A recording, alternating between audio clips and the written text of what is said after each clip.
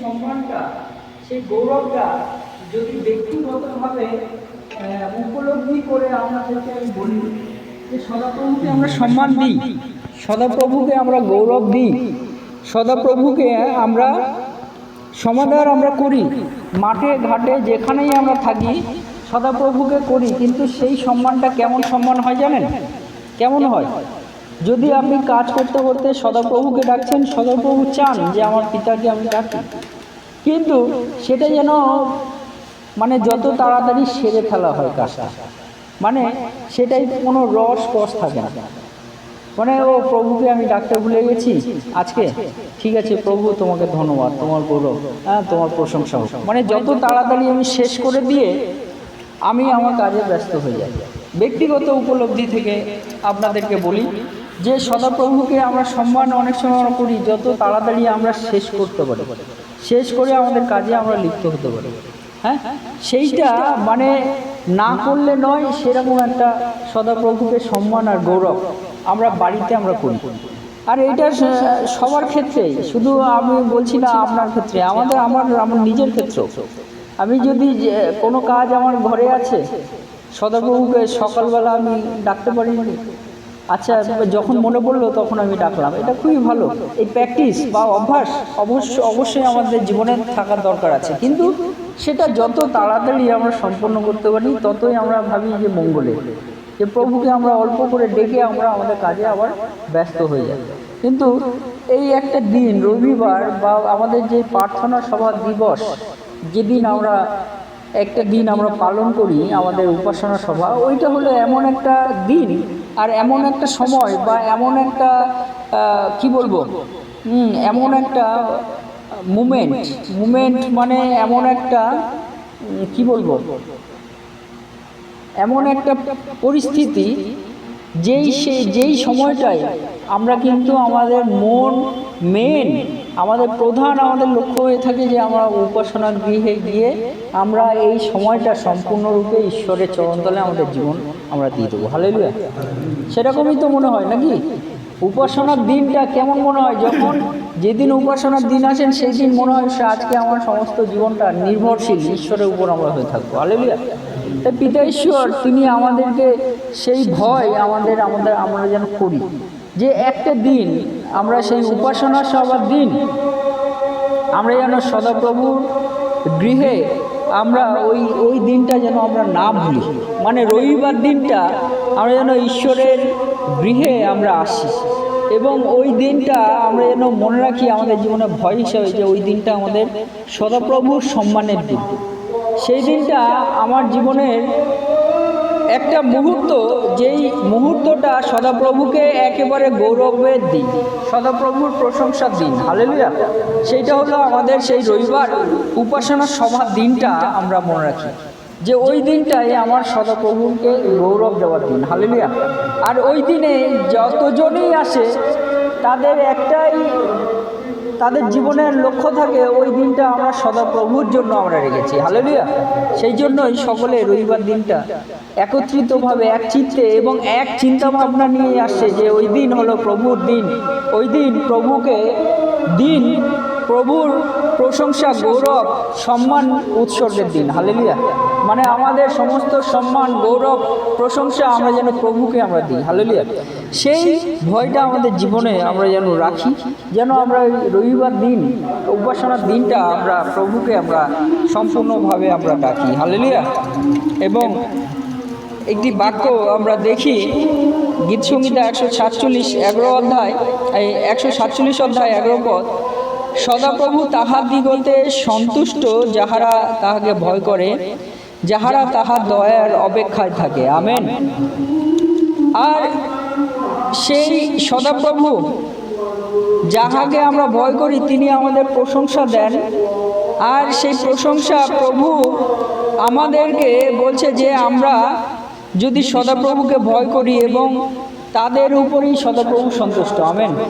যারা আমরা সদাপ্রভুকে সম্মান দিই, গৌরব দিই, প্রশংসা দিই, প্রভু তাদের প্রতি সন্তুষ্ট এবং তাদের জীবনে এইটা থাকা দরকার যে প্রভুর দয়া আমার দরকার আছে। হালেলুয়া। আমাদের জীবনে প্রভুর দয়া দরকার আছে। হালেলুয়া। যতই আমরা অনেক ঊর্ধ্বে যাই না কেন, অনেক আমাদের উন্নতি হোক না কেন, আমাদের জীবনে সদাপ্রভুর দয়া আমাদের দরকার আছে। এই যে দয়া মন আমাদের রাখতে হবে যে প্রভু তোমার দয়া এই রবিবার আমার দরকার আছে, তোমার দয়া যেদিন আমি প্রার্থনা সভায় যাই সেদিন আমার দরকার আছে। এই যে দয়া মন, ঈশ্বরের কাছে একটা দয়া চাওয়া, করুণা চাওয়া, ঈশ্বরের তিনি চান যে আমরা যেন চাই প্রভুর কাছে, তিনি চান যেন আমরা প্রভুর কাছে আমরা চাই। সেজন্য প্রভু যীশু একটি বিষয় বলেছিল, মথি তার 6 অধ্যায় যদি আমরা দেখি, ওখানে লেখা আছে যে তোমরা দ্বারে আঘাত করো, লেখা আছে না, তোমরা দ্বারে আঘাত করো, দ্বার খুলিয়া দেওয়া যাইবে, তোমরা চাও তোমরা পাইবে, আমেন। তোমরা চাও তোমরা পাইবে, আমেন। অর্থাৎ প্রভু চান যে আমরা যেন প্রভুর কাছে দয়া চাই, প্রভুর কাছে করুণা চাই, প্রভুর কাছে আশীর্বাদ চাই, প্রভুর কাছে আমরা যেন প্রার্থনা করি। পিতা ঈশ্বর তিনি চান, হালেলুয়া। তাই প্রভু তিনি আমাদেরকে বলছেন যেন আমরা ওই প্রভুর কাছে যে সম্মান, সেই সম্মানের মধ্য দিয়ে আমরা কি করি, আমরা বড়দের যে সম্মান করি, সেই সম্মান দেওয়ার মানে একটা কি আছে, যেন তারা আমাদেরকে ভালোবাসে। আমরা ভয় পাই বড়দেরকে, আপনি ভালো আছেন, কেমন আছেন, সমস্ত কিছু আমরা বড়দের বলছি, কিন্তু বড়রা থেকে তারা কি চায়, যারা কম বয়সী তারা কি চায়, ভালোবাসা চায়, আমেন। প্রভু তিনি চান যেন আমরা তার সম্মান করি, আর প্রভু তিনি আমাদেরকে সেই ভালোবাসা দেবেন। বলছে প্রভু বলছে দয়া, যাদের দয়া নিয়ে প্রভুর গৃহে আসে যে প্রভু আমার দয়া চায়, প্রভু তাদেরকে বলছেন দয়া দেবেন, হালেলুয়া। প্রভু তাদেরকে বলছেন দয়া দেবেন, হালেলুয়া। তাই আমাদের যে প্রভুতে ভয়, সেই ভয়টা কিন্তু আমাদের মনে রাখতে হবে। সেই ভয়টার মধ্য দিয়ে কিন্তু একটা যেন চাওয়া মন আমাদের থাকে, প্রভুর কাছে চাওয়া, প্রভুর আশীর্বাদ চাওয়া, প্রভুর দয়া চাওয়া, এইটা যেন আমাদের ক্ষুধার্ত থাকে। যে হরিণী যেমন জলের জন্য পিপাসিত হয়, আমরা গীতসংগীতা আমরা পাঠ করলে আমরা দেখতে পারি যে হরিণী যেমন জলের জন্য পিপাসিত হয়, আমাদের মন, আমাদের হৃদয় যেন ঈশ্বরের জন্য পিপাসিত হয়, হালেলুয়া। অর্থাৎ এই যে ভয় পাওয়া মানে কিন্তু প্রভুর কাছে একটা ভালোবাসা পাওয়া, এই যে ক্ষুধার্ত মন কিন্তু আমাদের থাকা দরকার আছে। প্রভু তিনি বলছেন তাদের উপর সন্তুষ্ট, হালেলুয়া। লুক 1 অধ্যায় 5 পদ বলছে, জিহুদিয়ার রাজা হেরোদের সময় অবিয়ের পালার মধ্যে সক্রিয় নামে একজন যাজক ছিলেন, তাহার স্ত্রী হারন বংশীয়া, তাহার নাম এলিসাবেথ। তাহারা দুজন ঈশ্বরের সাক্ষাতে ধার্মিক ছিলেন, প্রভুর সমস্ত আজ্ঞা ও বিধি অনুসারে নির্দোষ রূপে চলিতেন, আমেন। এখানে বলছে সক্রিয় নামে একজন যাজক এবং এলিসাবেথ। এলিসাবেথ মানে আমরা ইংরেজিতে এলিজাবেথ আমরা বলি। সেই এলিজাবেথ বলছে তারা দুজন ঈশ্বরের সাক্ষাতে ধার্মিক ছিল, মানে ঈশ্বরকে বিশ্বাস করত। ধার্মিক ব্যক্তি বিশ্বাসে তো বাঁচিবে, আমেন। অর্থাৎ যার বিশ্বাস আছে সে ধার্মিক, আর যে ধার্মিক, আর প্রভু বলছেন যে তাদের সঙ্গে চলেন, হালেলুয়া। যে ধার্মিক প্রভু তার সঙ্গে চলেন, আমেন। অনেকে বলে তুমি অনেক ধার্মিক হয়ে গেছো, আপনি বলবেন হ্যাঁ আমি ধার্মিক হয়ে গেছি। ধার্মিক শব্দটা তখন আমাদের জীবনে আসে যখন আমরা প্রভু যিশুতে বিশ্বাস করি, আমাদের সম্পূর্ণ বিশ্বাস। এই বিশ্বাসটা আর কাউকে আমরা দিয়ে দিই, শুধু একজনের উপরে আমাদের সেই বিশ্বাসটা, সেই দিন ভাববেন আপনি হ্যাঁ সত্যিকারের আপনি ধার্মিক, হালেলুয়া। আর সেই বিশ্বাস যদি আপনার আছে, বহু বছর ধরে আপনার আছে, আর এখনো সেই বিশ্বাস নিয়ে চলছেন, আপনি চিৎকার করে বলবেন যে হ্যাঁ আমি ধার্মিক, হালেলুয়া। তাই বাইবেল বলে রোমিও পুস্তকে যে বিশ্বাস হেতু ধার্মিক ব্যক্তি বাঁচিবে, আমেন। আমাদের এই বিশ্বাস সবার কাছে ইন্টারেস্ট দেওয়া নেই, যে তোমার কাছে ধার দেওয়া আছে আমার বিশ্বাস, আমার বিশ্বাস তোমার কাছে ধার দেওয়া আছে না, আমার বিশ্বাস একজনের কাছেই আছে, একজনের কাছে গচ্ছিত আছে, সে হলো প্রভু যিশু, হালেলুয়া। প্রভু যিশুর ব্যাংকে আমার বিশ্বাস সঞ্চিত আছে, হালেলুয়া। আর কাউকে আমি ধার দেইনি আমার বিশ্বাস। সেই দিন ভাববেন যে আপনি ধার্মিক, হালেলুয়া। আর বলছে ধার্মিক যারা তাদের সঙ্গে ঈশ্বর চলে, হালেলুয়া। ধার্মিক যারা তাদের সঙ্গে ঈশ্বর চলে, হালেলুয়া। সেই ঠিকভাবে পিতা ঈশ্বর তিনি আমাদেরকে বলেন এইখানে যে সক্রিয় তিনি কে, একজন ছেলে, আর এলিসাবেথ তিনি কে, একজন মহিলা, হ্যাঁ, আর সক্রিয় একজন পুরুষ, তারা স্বামী স্ত্রী, কিন্তু তারা দুজনেই ধার্মিক ছিল আর দুজনের সঙ্গেই ঈশ্বর চলতো। আমেন। আর এই এলিসাবেথের গর্ভে কে এসেছিল জানেন তো? এই এলিসাবেথের গর্ভে আমরা ওই সেই পড়েছিলাম না, যোহন, বাপ্তাইজক যোহন, প্রভু যিশুর আগে যোহন তিনি বলছেন যে হ্যাঁ, যে সেই প্রভুর পথ স্মরণ করার জন্য আমি এসেছি। কারণ এই এই এই কি বলে, বাপ্তাইজক যোহন তিনি প্রভু যিশু আসার আগে বাপ্তাইজক যোহন প্রভু যিশুকে বাপ্তিস্ম দিয়েছিলেন। কিন্তু প্রভু এই যোহনকে সবাই জিজ্ঞেস করতো তুমি কে, তখন বলতো আমি প্রভুর পথ স্মরণ করার জন্য এসেছি। আমেন। তাই এই এলিসাবেথের গর্ভে কে এসেছিল? যোহন এসেছিল, বাপ্তাইজক যোহন। আর এই বাপ্তাইজক যোহন প্রভু যিশুকে বাপ্তিস্ম দিয়েছিল। আমেন। সেই যোহন বলছিল যে প্রভু যিশু যখন যোহনের সম্মুখে এসেছিল, আর সেই যোহন বলছে প্রভু তোমার পাদুকা বহিবার যোগ্য আমার নয়, আমি তোমাকে কিভাবে বাপ্তিস্ম দেবো? কিন্তু প্রভু যিশু বলছে এখনকার যে নিয়ম সেই নিয়ম অনুযায়ী তা সম্পন্ন করো, মানে তোমার যে কাজ প্রভু দিয়েছে সেটা তুমি করো। হ্যাঁ, কিন্তু সেই যোহন তিনি স্বীকার করছে যে তোমার পাদুকা বহন করার যোগ্য নেই। প্রভু যিশু যে বলছে এই জুতো বোয়ার মতো যোগ্যতা নেই, কত নম্র ছিল যোহন। হালেলুয়া। তার মানে ঈশ্বর কিভাবে দেখছেন ধার্মিক সেই সন্তান, তাদের পরিবারের মধ্যে দিয়ে ঈশ্বরের কি পরিকল্পনা। হালেলুয়া। তাই বলছে যে সদা প্রভুকে ভয় করা মানে হলো এক প্রকার আমাদের ধার্মিকতা জীবনে চলা। আমেন। সদাপ্রভুকে যারা ভয় করে, বলছে সদাপ্রভুকে যারা ভয় করে তাহারা প্রশংসনীয়। আমেন। অর্থাৎ সেই সদাপ্রভুকে ভয় করা মানে এক প্রকার ধার্মিক হয়ে চলা, মানে ঈশ্বরের সম্পূর্ণ বিশ্বাস রাখা, সেই সদাপ্রভুকে সম্পূর্ণ বিশ্বাস রাখা। আমেন। তাই ভয় মানেই ভাববেন না আপনার জীবন বিপন্ন হয়ে যাওয়া, ভয় মানেই ভাববেন না আপনি নষ্ট হয়ে যাওয়া, ভয় মানে ভাববেন না আপনার সামনে বিপদ আছে। সদাপ্রভুকে ভয় পাওয়া মানে ভাববেন না আপনার সম্মুখে বিপদ। কিন্তু একদিক দিয়ে আবার যদি চিন্তা করেন যে সদাপ্রভুকে ভয় পাওয়া মানে বিপদ, মানে কি, যদি আমি সদাপ্রভুর বিপক্ষে চলি তাহলে তো বিপদ, নাকি নাকি আপনার সেটা আপদ হবে, বিপদ হবে না আপদ হবে সদাপ্রভুর বিপক্ষে চললে? সেটা আমাদের মনে রাখতে হবে। সদাপ্রভুর পক্ষে তাকে আমি সম্পূর্ণ সম্মান সমাদর করলাম, আমার পক্ষে সদাপ্রভু আছে। হালেলুয়া। আর ঈশ্বর যার সপক্ষ তার বিপক্ষে কে? আমেন। বাইবেল বলে ঈশ্বর যার সপক্ষ তার বিপক্ষ কে? আমেন। অর্থাৎ ঈশ্বর যার সপক্ষ তার বিপক্ষ কেউ হতে পারে না। হালেলুয়া। আর এখানে বাক্যে বলছে যে রোমিও 2:29 কিন্তু আন্তরিক যে জিহুদি সেই জিহুদি, এবং হৃদয়ের যে তকচ্ছেদ তাহা অক্ষরে নয় আত্মায়, তাহাই তকচ্ছেদ। তাহার প্রশংসা মনুষ্য হইতে হয় না, কিন্তু ঈশ্বর হইতে হয়। আমেন।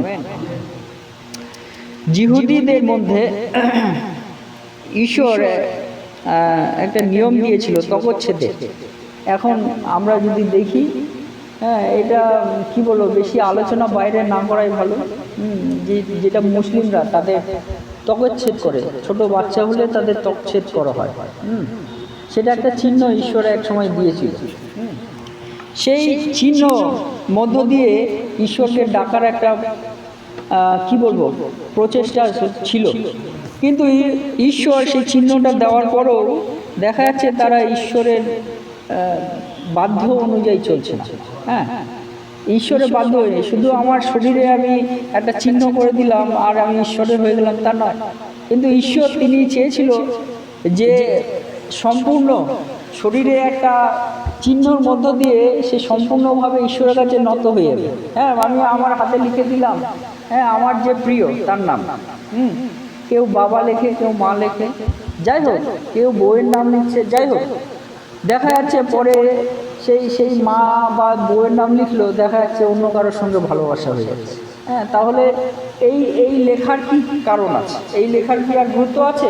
যদি আমার বউয়ের নাম আমি লিখে দিলাম আর আমি অন্য কারোর সঙ্গে আমার সম্পর্ক আছে, তাহলে আমার এই হাতে লেখার কি কোনো গুরুত্ব আছে?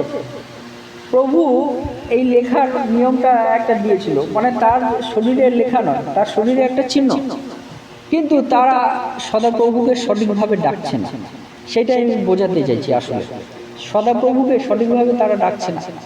তখন প্রভু, এখন এই প্রভু যিশু আসার পরে প্রভু তিনি আমাদেরকে একটি বিষয় বলছে যে আমাদের আর শরীরে কোনো কিছু চিহ্ন রাখতে হবে না, আমাদের আত্মায় চিহ্ন রাখি। হালেলুয়া। আমাদের আত্মায় আমরা চিহ্ন রাখি আত্মিকভাবে। আমি যদি ঈশ্বরকে আমি আত্মায় আমি না রাখতে পারি, আমার এই আত্মায় এইখানে যদি আমার হৃদয়ে দুইজন নামে ডাকি, তাহলে আমি প্রভু তিনি সঙ্গে সঙ্গে বুঝে যাবে যে আমরা আত্মায় যদি রাখতে না পারি প্রভুকে, তাহলে কি হবে? তাহলে আমরা কি করলাম? প্রভুকে আমরা সঠিকভাবে আমরা ডাকতে পারলাম না। তাই প্রভু তিনি আমাদেরকে বলছেন যে আমাদের শরীরে কোথাও আমাদের দাগ দিতে হবে না। এখানে ক্রস, যিশু ক্রুশ আমাদের এই হাতে গলায়, আমাদের এই দেখে আমাদের লাভ নেই। প্রভু বলছে আমাদের হৃদয়ে আমরা ক্রুশ বানিয়ে রাখি, আমাদের হৃদয়ে যিশুকে আমরা রাখি। হালেলুয়া। তাই সেই মধ্য দিয়ে প্রভু তিনি আমাদেরকে বলছেন যারা সদাপ্রভুকে ভয় করে তাহারা আত্মায় প্রভুকে রাখে। হালেলুয়া। তাই রোমিও তার 8 অধ্যায় এখানে 30 থেকে মনে হয় 37 এরকম হবে পদ, সেখানে লেখা আছে যে প্রভু, যারা প্রভুকে বিশ্বাস করে তারা আত্মায় আব্বা পিতা বলে ডাকি ওঠে। আমেন। যারা প্রভুকে বিশ্বাস করে তারা আত্মায়, ওখানে আছে এই যে 15 পদ, রোমিও এটা কত 8 অধ্যায় 15 পদ, এইখানে লেখা আছে বস্তুত তোমরা দাসত্বের আত্মা পাও নাই যে আবার ভয় করিবে, কিন্তু দত্তক পুত্রতার আত্মা পাইয়াছ, যে আত্মাতে আমরা আব্বা পিতা বলিয়া ডাকিয়া উঠি। আমেন। অর্থাৎ প্রভু তিনি এই আত্মার বিষয় বলছে এখানে, যে আমরা আত্মাতে আমরা তগচ্ছেদ হই, আর এই আত্মাতে আমরা তগচ্ছেদ হলে আমরা মনুষ্য হইতে প্রশংসা পাবো না। হাতে আমরা ক্রুশ আমরা করে দিলাম, লিখে দিলাম, যেটা উঠবে না কখনো, মেশিনে আমরা লিখে দিলাম, কিন্তু এই হাতে লেখার পরে আমার জীবনে প্রভু যিশু নেই, আমার জীবনে ঈশ্বর নেই, তাহলে ওইটা প্রভু কি লাভ আছে? প্রভুর কোনো লাভ আছে? হাতে আমি লিখে দিলাম অথচ আমার জীবনে আমার প্রভু নেই, তাহলে কোনো লাভ নেই। বলছে যারা আত্মাতে প্রভুকে ডাকে, আমরা হাতে যদি ক্রুশ লিখে দিই, বা আমি কারোর গলায় আমি ক্রুশ দেখছি আর আমার খুব ভালো লাগছে, বউ এত প্রেম করছে প্রভু যিশুকে, এটা সত্যি, এটা সত্যি। যাদের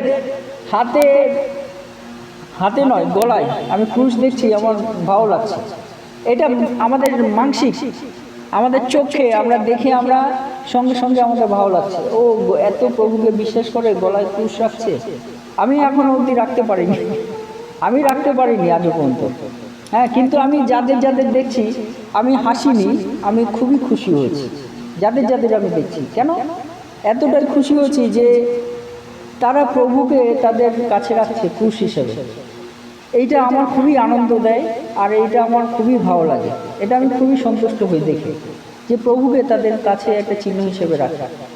এটা ভালো, তাদের মন ভাঙার বিষয় বলছি না, কিন্তু এখানে প্রভু বাক্যে যেটা বলছে যে আমাকে যদি তোমরা শরীরে চিহ্ন হিসেবে রাখো কিন্তু আত্মায় বা হৃদয়ে না রাখো, তাহলে কি মূল্য আছে?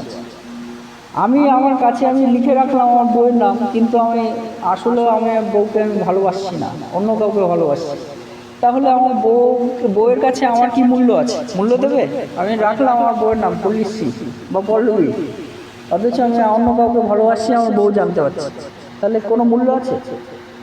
পল্লবী আমাকে গুরুত্ব দেবে? আর দেবে না। সেই ঠিকভাবে আমি এইটাই বলতে চাইছি, প্রভুকে যদি আমরা আত্মায় আমরা রাখি, প্রভু তিনি বলছে মনুষ্য তোমাকে প্রশংসা দেবে না। হয়তো আমি কাউকে গলায় ক্রুশের মালা দেখলাম, আমি তাকে অনেক ভালোবাসি, আমার মানসিক দেহে আমি তাকে প্রশংসা করছি, ও খুব ভালো, কিন্তু প্রভু বলছে যে যারা দেহের মধ্যে দিয়ে চিহ্ন রাখছে, এটা হয়তো মনুষ্য তোমার প্রশংসা দিচ্ছে, কিন্তু তুমি যদি আত্মায় আমাকে রাখো, মনুষ্য তোমাকে দেখতে পাচ্ছে না, যে সেখানে যিশু আছে না কে আছে। মনুষ্য তোমাকে প্রশংসা দেবে না, কিন্তু প্রশংসা ঈশ্বর হইতে আসবে। হালেলুয়া, স্বর্গ হইতে আসবে। হালেলুয়া। তাই সেইটাই লেখা আছে, এখানে লেখা আছে যে আত্মাই তাহাই তো হচ্ছে, তাহার প্রশংসা মনুষ্য হইতে হয় না, কিন্তু ঈশ্বর হইতে হয়। Amen, amen. সেই বিষয়টা আমি বলতে চাইছি যে ঈশ্বরকে ভয় মানে আমরা আত্মায় আমরা রাখি, আর আমাদের প্রশংসা আমরা ঈশ্বর হইতে নেওয়ার চেষ্টা করি। কোনটা আমাদের প্রশংসা? মানুষের প্রশংসা আমাদের জীবনে রাখা ভালো, নাকি ঈশ্বরের প্রশংসা রাখা ভালো? কোনটা আপনার মনে হয়? ঈশ্বরের প্রশংসা। হালেলুয়া। মানুষ আমাদের স্বর্গে নিয়ে যাবে, নাকি ঈশ্বর আমাদের স্বর্গে নিয়ে যাবে? ঈশ্বর আমাদের স্বর্গে নিয়ে যাবে। হালেলুয়া। সেইটাই আমি বলতে চাইছি যে ঈশ্বর আমাদের জীবনে প্রধান এবং প্রথম আমাদের জীবনের লক্ষ্য আমাদের থাকা দরকার। হালেলুয়া। তাই বলছে যারা ঈশ্বরকে ভয় করে তারাই প্রশংসা নিয়ে। আমেন।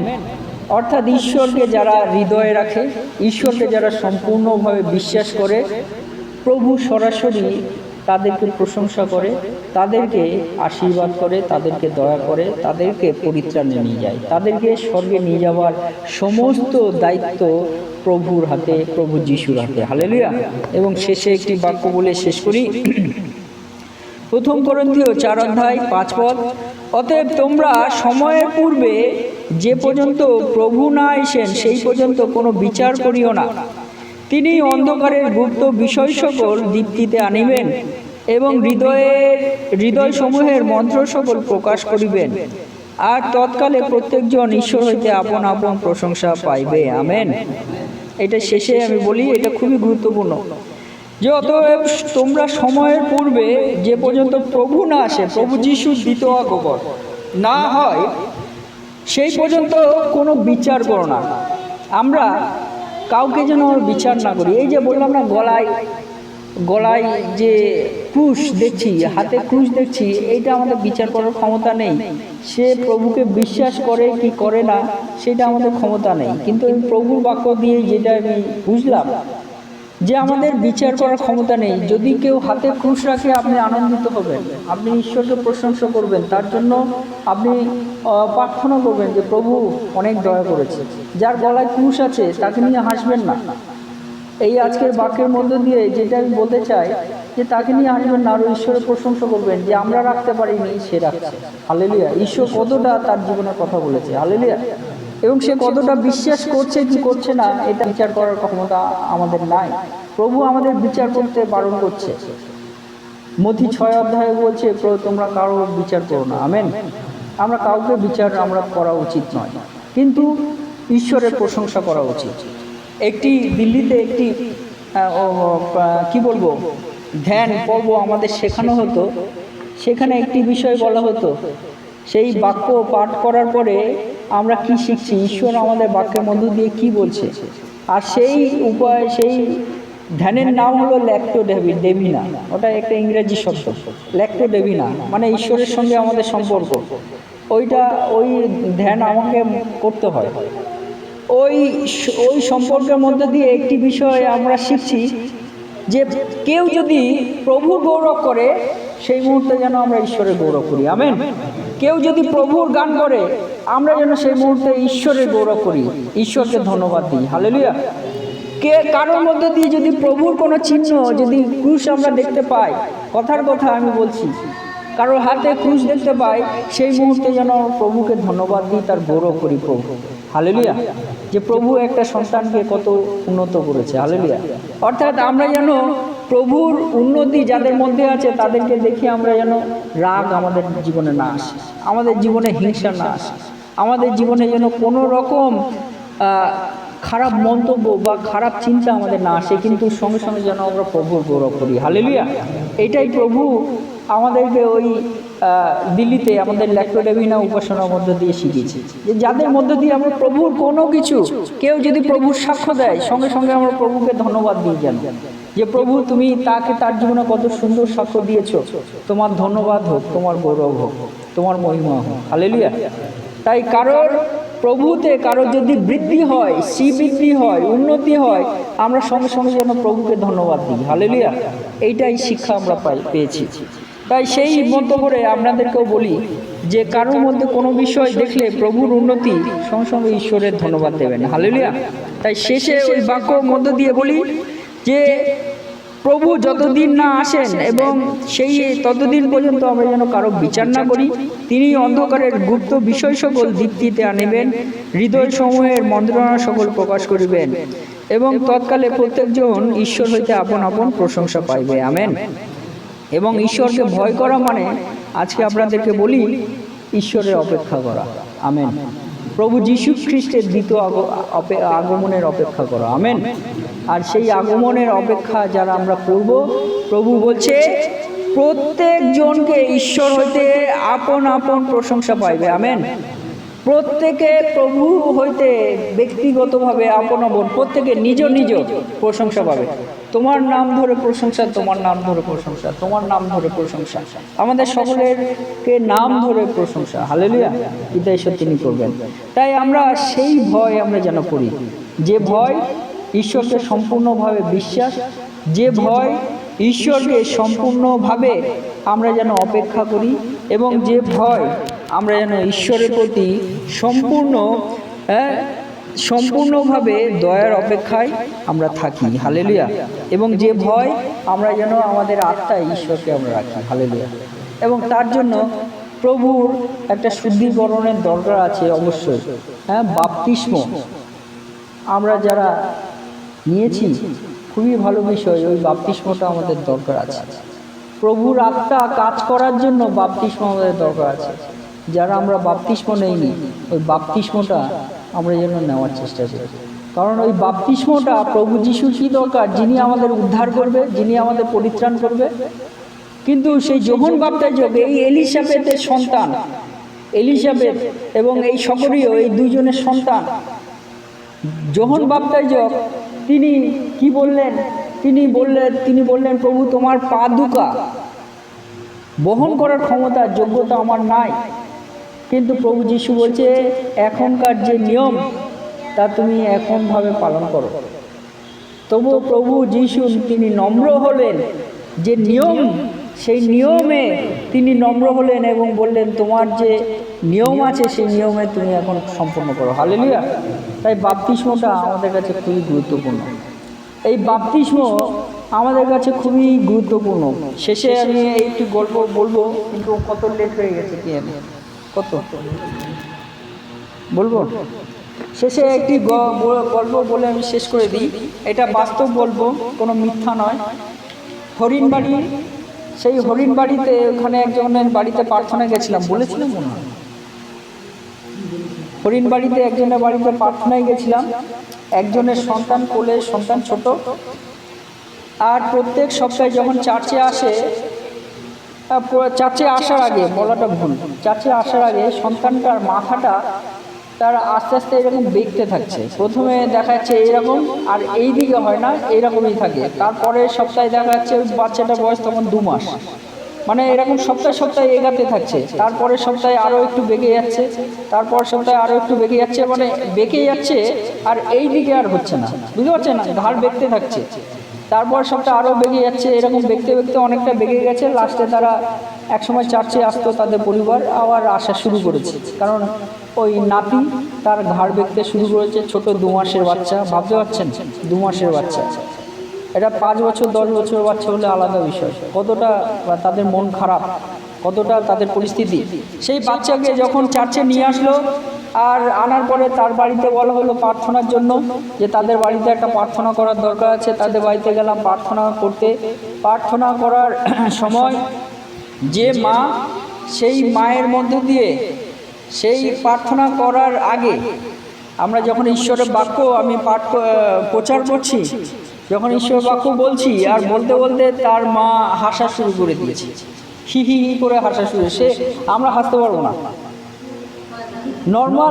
নর্মাল মহিলা যারা, তারাও হাসতে পারবে না ওরকম হাসি। হঠাৎ করে হাসা শুরু করে দিল, মানে সে ভয়ানক রকম হাসি। আর আমার ছেলেও গেছিল সেই দিন, আর সেই হাসতে শুরু করলো, আর আমি বাক্য বলছি, আরও হাসতে শুরু করছে।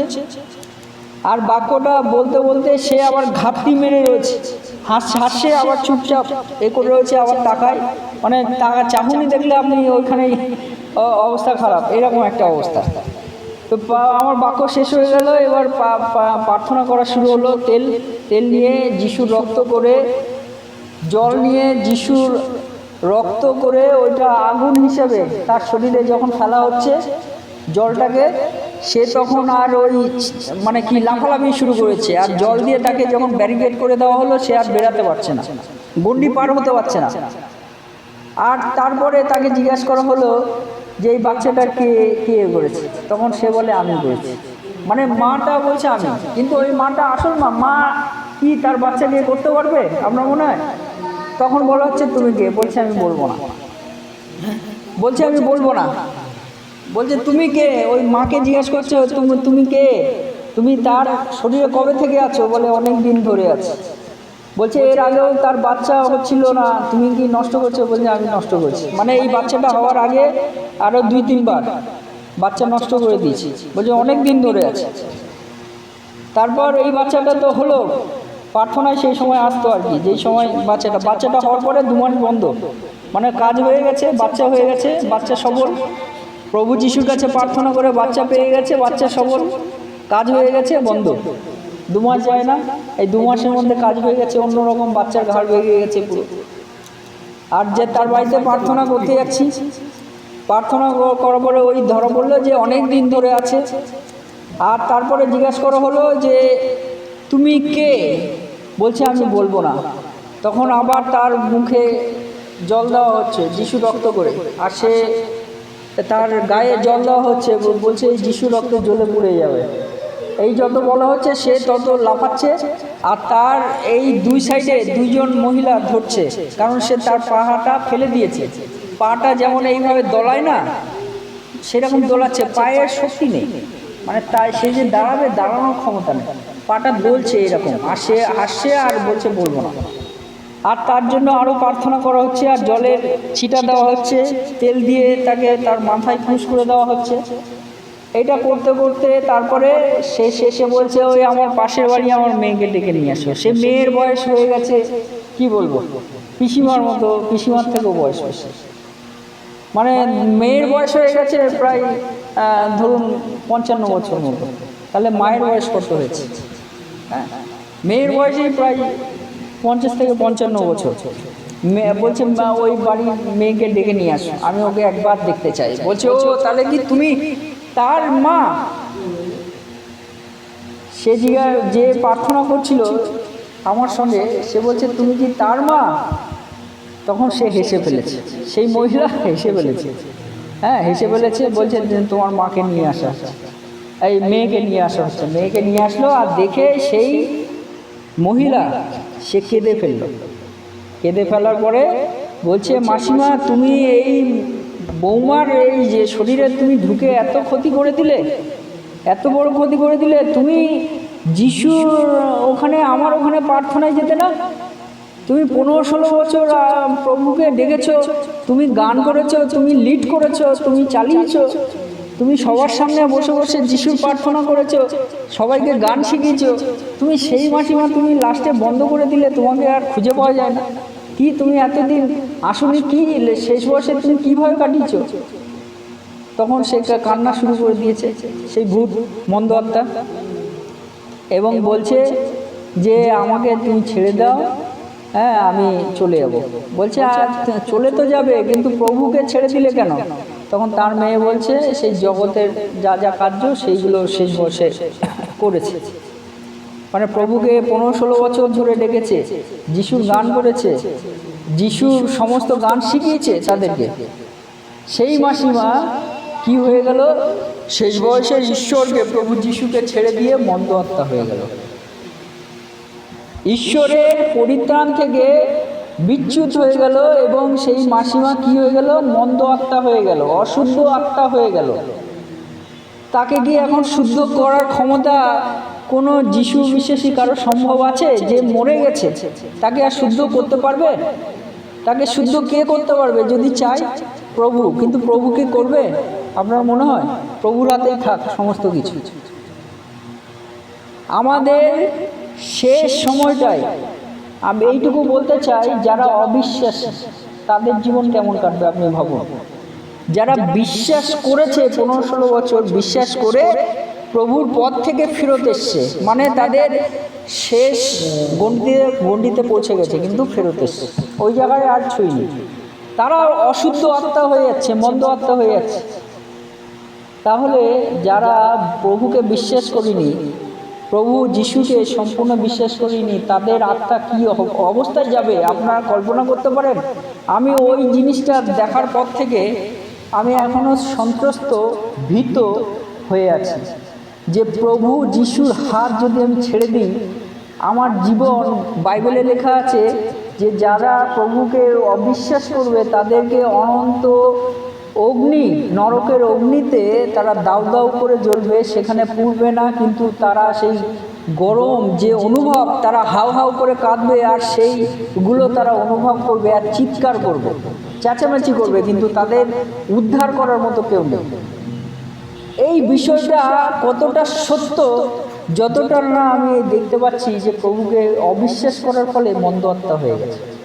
তাহলে শেষ দিনের অবস্থা কি ভয়ানক হবে। সদাপ্রভুকে ভয় যারা করে না তাদের অবস্থা কি ভয়ানক হবে। নিনবী শহরে জোনা গেছিল আর বলেছিল আর মাত্র 8 দিন সদাপ্রভু এই নিনবী শহর তছনছ করে দেবে, ধ্বংস করে দেবে। 8 দিনের মধ্যে নিনবী শহর সব প্রভুকে রোদন করতে থাকলো, বিশ্বাস করতে থাকলো। হালেলুয়া!